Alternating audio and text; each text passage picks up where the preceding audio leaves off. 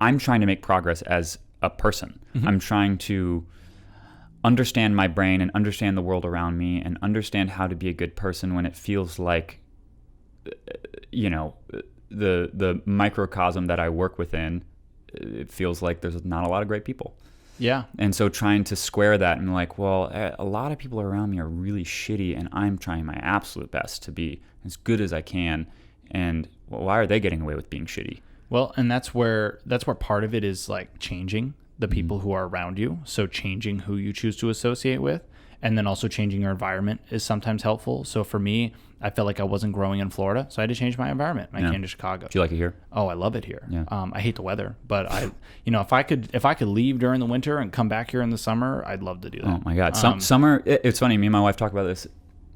Summer is the whole reason anyone comes here. Yes. Or lives here. If we didn't have the summers that we have, why are you here? or conversely, if we had nicer weather year round, this place would be an impossible, as far as price goes, an impossible place to live. Yes. Yeah. The cost of living would be huge because the city is amazing, and when the weather is nice, the city comes alive in a way that it's indescribable. I've never experienced LA, so I can't compare. I've been to New York.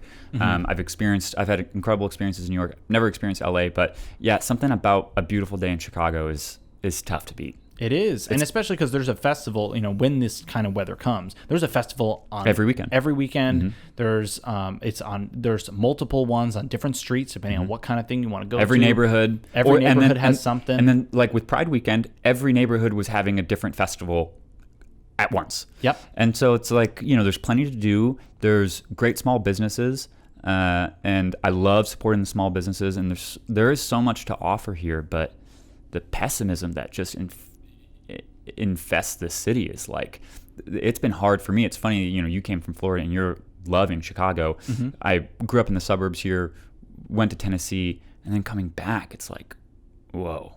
It's like, it's at times just kind of a toxic place. It's very isolating. Yeah, it can be, and I definitely hear the cynicism in people's voices when I tell them I moved from Florida to here, and they tell me, they're like, "Why would you do that?" Oh, you don't have to explain to me. I definitely am for. I think you upgraded, definitely. I did. I did. But like still, people say that because of the weather and everything.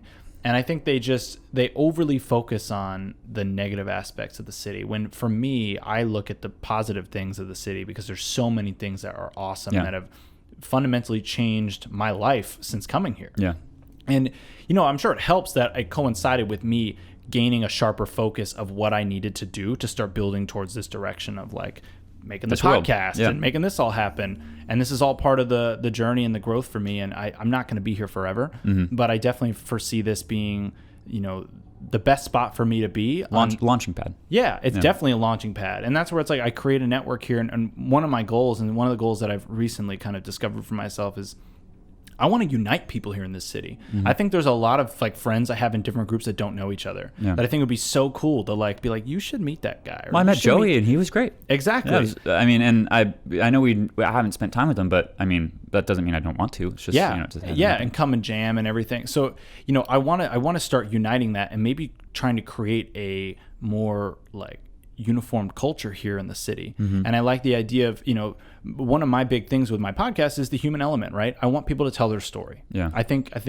people's stories are interesting. I think people can learn from people's stories, good, bad, all of those situations. So if I can find a way to connect, musicians and artists and video people and writers, if I can connect all these people, then maybe they start making projects on their own. I don't have to be part of it. Yeah. But if I can start like connecting the dots and then we create a culture where, hey, all of us as artists, none of us have that much money. We're all kind of independent and we don't want a corporation telling us what we can and can't do. Let's pool our resources together and let's make some dope shit. Yeah. And I think the way you start that is by building relationships. I think you build a relationship before you build a professional relationship. Yeah, of course.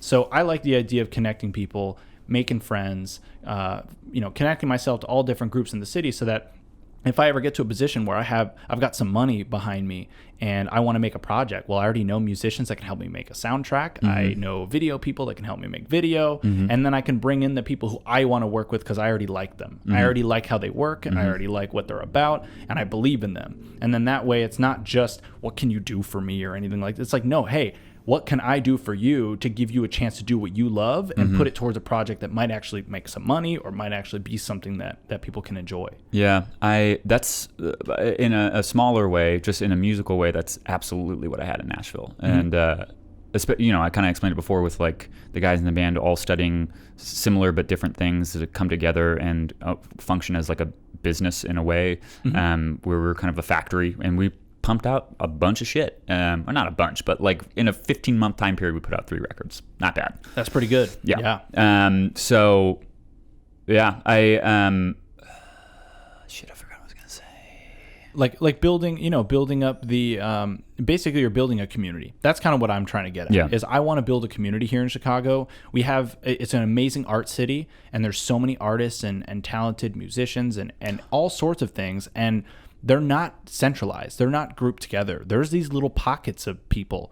And if I can start infiltrating all these different pockets and making friends in all these different directions, then I can put people together that maybe never would have met otherwise, but then might actually be perfect for each other in terms of working together. I remember what I was going to say. I wish in an alternate universe that, and this is a frustration with Nashville, and it just is what it is, but and to a certain extent it was true with some of my close friends, but I really hate exchanging money between friends when you're working on something like that. I wish it was more commonplace to be like, I'll give you my time if you give me yours. Yeah. Because time is money. I prefer that.